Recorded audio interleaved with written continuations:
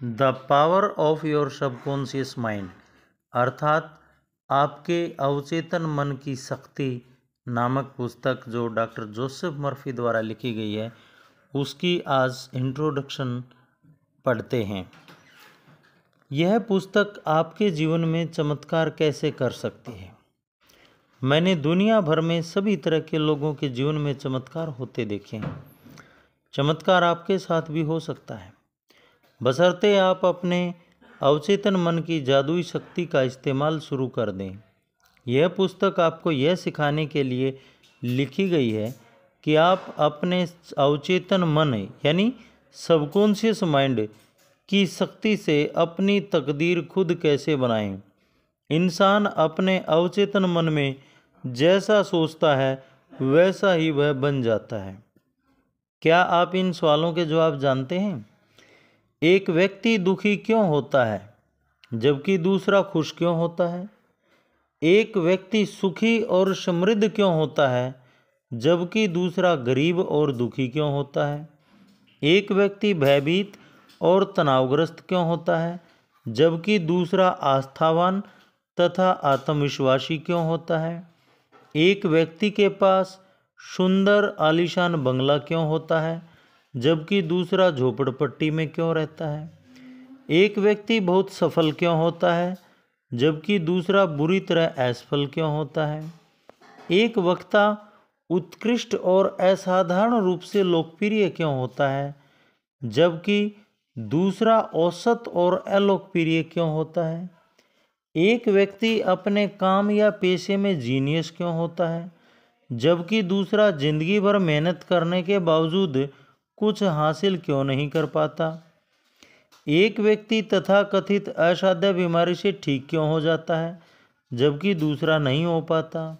इतने सारे अच्छे, दयालु और धार्मिक लोग इतनी ज़्यादा मानसिक और शारीरिक यातना क्यों झेलते हैं? कई अनैतिक और अधर्मी लोग सफल, समृद्ध तथा स्वस्थ क्यों होते हैं? एक व्यक्ति का वैवाहिक जीवन सुखमय क्यों होता है जबकि दूसरे का दुखी और कुंठित क्यों होता है? क्या आपके चेतन और अवचेतन मन की कार्यशैली में इन सवालों का कोई जवाब मिल सकता है? निश्चित रूप से मिल सकता है। यह पुस्तक क्यों लिखी गई है? इसी तरह के बहुत से सवालों के जवाब बताने की गहरी इच्छा के कारण ही लेखक ने यह पुस्तक लिखने की प्रेरणा मिली। लेखक के मस्तिष्क की आधारभूत सच्चाइयों को सरलतम भाषा में समझाने की कोशिश की है। वे मानते हैं कि जीवन और मस्तिष्क के मूलभूत तथा आधारभूत नियमों को रोजमर्रा की सरल भाषा में समझाना पूरी तरह संभव है। आप इस पुस्तक में वही भाषा पाएंगे जो अखबारों, पत्र पत्रिकाओं और ऑफिसों और घरों में मिलती है।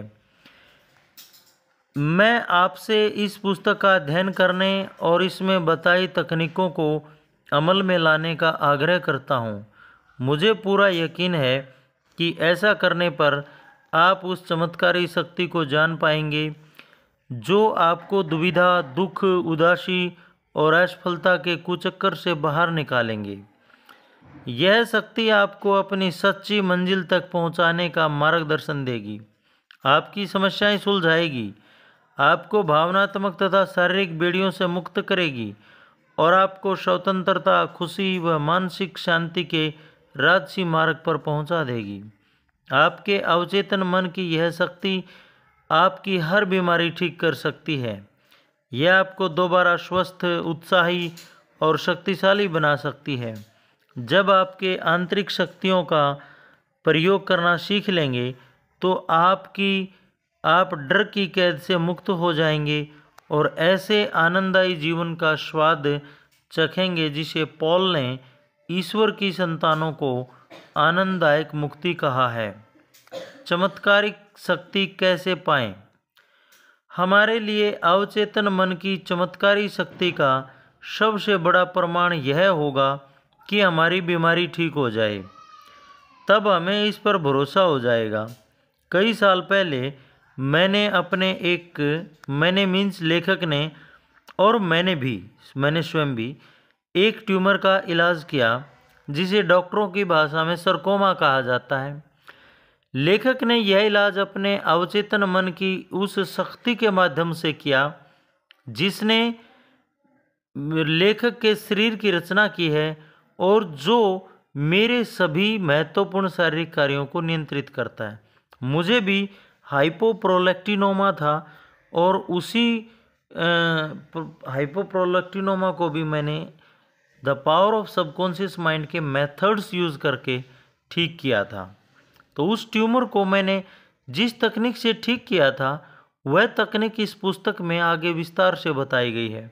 मुझे पूरा यकीन है कि इससे दूसरों को भी उस उपचारक शक्ति पर विश्वास हो जाएगा जो हम सभी के अवचेतन मन की गहराई में मौजूद है।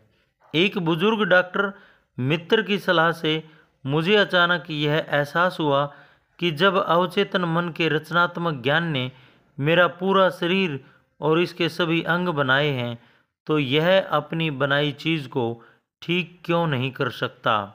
पुरानी कहावत है, डॉक्टर घाव पर पट्टी करता है, ईश्वर उसे ठीक करता है। कारगर प्रार्थना से चमत्कार होते हैं। वैज्ञानिक प्रार्थना मस्तिष्क के चेतन और अवचेतन क्षेत्रों के बीच की ऐसी सामंजस्यपूर्ण पारस्परिक प्रक्रिया है जिसे किसी विशिष्ट उद्देश्य को पाने के लिए वैज्ञानिक तरीके से निर्देशित किया जाता है। यह पुस्तक आपके भीतर छिपी अनंत शक्ति के दोहन का वैज्ञानिक तरीका सिखाएगी। यह पुस्तक आपको वह सब कुछ पाने में समर्थ बनाएगी जो आप जीवन में सचमुच चाहते हैं। आप अधिक सुखी, पूर्ण और समृद्ध जीवन चाहते हैं। इस चमत्कारी शक्ति का इस्तेमाल करके अपने रोज़मर्रा के जीवन को सुखी बनाएं, अपने काम धंधे की समस्याएं सुलझाएं और पारिवारिक रिश्तों में सद्भाव लाएं। इस पुस्तक को बार बार पढ़ें। इसमें आपको जानकारी मिलेगी कि यह अद्भुत शक्ति कैसे काम करती है और आप अपने भीतर छिपी प्रेरणा तथा बुद्धिमानी को सामने कैसे ला सकते हैं। अवचेतन मन को प्रभावित करने की आसान तकनीकें सीख लें। अपनी शक्ति के अनंत भंडार का दोहन करने का नया वैज्ञानिक तरीका अपनाएं। इस पुस्तक को ध्यान, ईमानदारी और प्रेम से पढ़ें। विश्वास रखें कि यह आपकी आश्चर्यजनक मदद कर सकती है। हो सकता है और मेरा मानना है ऐसा ही होगा, यह आपके जीवन को निर्णायक मोड़ साबित हो। हर व्यक्ति प्रार्थना करता है। क्या आप जानते हैं कि कारगर प्रार्थना कैसे की जाती है? कितने लंबे समय से आपने नियमित प्रार्थना करना छोड़ दिया है? अक्सर खतरे या मुसीबत, बीमारी या मौत के करीब आने पर आपातकालीन स्थिति में प्रार्थनाएं मुंह से निकलती हैं। रोजमर्रा की खबरों में पर एक नज़र डालें। देशवासी किसी असाध्य बीमारी से पीड़ित बच्चे के लिए प्रार्थना कर रहे हैं। देशों के बीच शांति के लिए दुआएं मांग रहे हैं। किसी खदान में पानी भर जाने के कारण फंसे खनिकों के लिए प्रार्थना कर रहे हैं। बचने के बाद खनिकों ने बताया कि उन्होंने भी बचाव का इंतजार करते समय प्रार्थना की थी। बेशक मुसीबत में प्रार्थना हमेशा मदद करती है, लेकिन प्रार्थना को अपने जीवन का अखंड और सृजनात्मक हिस्सा बनाने के लिए हम मुसीबत का इंतजार क्यों करें? प्रार्थना के नाटकीय चमत्कार अखबार की सुर्खियों में छपते रहते हैं, जो इस बात का सबूत है कि प्रार्थना कारगर होती है। लेकिन प्रार्थना के अन्य प्रकार भी हैं, जैसे बच्चों की छोटी छोटी प्रार्थनाएं, हर दिन भोजन के वक्त ईश्वर का स्मरण, ईश्वर के साथ संप्रेषण की इच्छा से की गई धार्मिक आराधना। मैंने बहुत समय तक प्रार्थना की विभिन्न विधियों का अध्ययन किया है। मैंने खुद के जीवन में भी इसकी शक्ति महसूस की है। इसके अलावा मैंने कई ऐसे लोगों के साथ बातचीत और काम किया जिन्हें प्रार्थना से बहुत लाभ हुआ। आमतौर पर समस्या यह आती है कि किसी दूसरे को प्रार्थना करना कैसे सिखाया जाए। मुसीबत में फंसे लोगों के लिए तार्किक ढंग से सोचना और काम करना मुश्किल होता है। उनकी समस्याएं उन पर हावी हो जाती हैं और सुनने समझने की अक्षमता को कम कर देती हैं। उन्हें कोई आसान फार्मूले चाहिए जिसका वे पालन कर सकें, कोई कारगर तरीका जो सरल हो लेकिन खास हो। इस पुस्तक की अनूठी विशेषता क्या है? इस पुस्तक की अनूठी विशेषता यह है कि यह व्यवहारिक और यथार्थपरक है। इसमें आपको आसान तकनीकें और कारगर फार्मूले मिलेंगे जिन्हें आप रोज़मर्रा के जीवन में आजमा सकते हैं। ये आसान तकनीकें मैंने दुनिया भर के लोगों को सिखाई हैं। इस पुस्तक की कुछ खास बातें आमतौर पर आपकी मदद करेंगी। इसमें यह रहस्य खोला गया है कि आप जिस चीज़ के लिए प्रार्थना करते हैं अक्सर आपको उसके उल्टे परिणाम क्यों मिलते हैं। दुनिया भर में हजारों लोगों ने मुझसे पूछा है, बार बार प्रार्थना करने के बावजूद मुझे मांगी हुई चीज़ क्यों नहीं मिली। इस पुस्तक में आपको इसका कारण पता चल जाएगा। इसमें अवचेतन मन को प्रभावित करने और सही जवाब पाने के तरीकों का जो स्पष्टीकरण दिया गया है उससे यह असाधारण रूप से मूल्यवान बन जाती है। यह मुसीबत के समय में हमेशा मदद करेगी। आप किस चीज़ पर यकीन करते हैं? बहुत से लोग सोचते हैं कि व्यक्ति की प्रार्थना का जवाब उस चीज़ के कारण मिलता है जिसमें वह विश्वास करता है। ऐसा नहीं है। उसे तो जवाब अपने विश्वास के कारण मिलता है। प्रार्थना का फल तो तब भी मिलता है जब व्यक्ति का अवचेतन मन उस व्यक्ति की मानसिक तस्वीर या विचार पर प्रतिक्रिया करके उसे हकीकत में बदल देता है। विश्वास का यह नियम दुनिया के सभी धर्मों का गोपनीय सिद्धांत है। यह उनके मनोवैज्ञानिक सत्य का छिपा हुआ कारण है। धार्मिक भिन्नताओं के बावजूद बौद्ध, ईसाई, मुस्लिम और यहूदी लोगों को अपनी प्रार्थनाओं के जवाब मिलते हैं।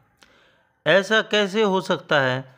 इसका कारण यह है कि प्रार्थनाओं के जवाब किसी खास आस्था, धर्म, जुड़ाव, कर्मकांड, संस्कार, आराधना, भजन, मंत्र, बलि या चढ़ावे के कारण नहीं मिलते हैं। जवाब तो उस आस्था या मानसिक स्वीकृति के कारण मिलते हैं जिसके साथ प्रार्थना की जाती है। जीवन का नियम आस्था का नियम है। आस्था या विश्वास को संक्षेप में आप मस्तिष्क का विचार कह सकते हैं। व्यक्ति जैसा सोचता, महसूस करता और विश्वास करता है वैसी ही उसके मन, शरीर और परिस्थितियों की स्थिति होती है। आप क्या कर रहे हैं और क्यों कर रहे हैं यह जान लेने के बाद आप अवचेतन मन की मदद से ऐसी तकनीक तैयार कर सकते हैं जो आपको जीवन की सभी अच्छी चीज़ें दिलाएं। सफल प्रार्थना का मूल अर्थ मनोकामना पूरी होना है। इच्छा प्रार्थना है। हर व्यक्ति सेहत, खुशी, सुरक्षा, मानसिक शांति और सच्ची अभिव्यक्ति की इच्छा कर रखता है। लेकिन हम में से कितने लोग इन्हें पा लेते हैं? यूनिवर्सिटी के एक प्रोफेसर ने कुछ समय पहले मुझसे कहा था, मैं जानता हूं कि अगर मैं अपने मस्तिष्क मानसिक नज़रिए को बदल लूं और अपने भावनात्मक जीवन को नई दिशा दे दूं तो मेरे हृदय की स्थिति सुधर जाएगी। मैं ये बात जानता हूं। दिक्कत यह है कि मेरे पास ऐसा करने की कोई तकनीक, प्रक्रिया या कार्यविधि नहीं है। मेरा मस्तिष्क कई समस्याओं पर इधर उधर भटकता रहता है और मैं कुंठित, दुखी तथा पराजित महसूस करता हूँ। इस प्रोफेसर के मन में संपूर्ण स्वास्थ्य की इच्छा थी। उसे तो सिर्फ यह ज्ञान नहीं था कि उसका दिमाग कैसे काम करता है, इस ज्ञान से वह अपनी मनोकामना पूरी कर सकता था और यही हुआ। इस पुस्तक में बताई उपचारक विधियों के इस्तेमाल से वह पूर्ण स्वस्थ हो गया। सभी व्यक्तियों में शाश्वत मस्तिष्क अंश है। आपके अवचेतन मन की चमत्कारी शक्तियाँ उस समय भी मौजूद थी जब आप या मैं पैदा भी नहीं हुए थे, जब कोई चर्च नहीं था, जब दुनिया ही नहीं थी। जीवन की महान शाश्वत सच्चाइयाँ और सिद्धांत उस समय भी मौजूद थे, जब कोई धर्म शुरू नहीं हुआ था। मैं आपसे आग्रह करता हूँ कि आगे आने वाले अध्यायों में आप इस अद्भुत जादुई कायापलट कर देने वाली शक्ति तथा उसकी उपयोगिता को अच्छे से जान लें। यह मानसिक और शारीरिक घावों को भर देगी, डरे हुए मन को हौसला बंधाएगी और आपको गरीबी, असफलता, दुख, कमी तथा कुंठा की सीमाओं से पूरी तरह आज़ाद कर देगी। आपको तो बस मानसिक और भावनात्मक रूप से उस अच्छी चीज़ के साथ जुड़ना है जिसे आप हकीकत बनाना चाहते हैं। आपके अवचेतन मन की रचनात्मक शक्तियाँ इसी के अनुसार प्रतिक्रिया करेंगी। आज ही अभी शुरुआत कर दें, अपने जीवन में चमत्कार होते देखें। ऐसा तब तक करते रहें जब तक कि सूरज न निकल आए और अंधेरा दूर न हो जाए। तो आज हमने पढ़ा इस पुस्तक में क्या है, इस पुस्तक का उद्देश्य क्या है। आगे के जो वीडियोज़ होंगी उनमें हम इस पुस्तक के चैप्टर वाइज अध्ययन करेंगे। धन्यवाद।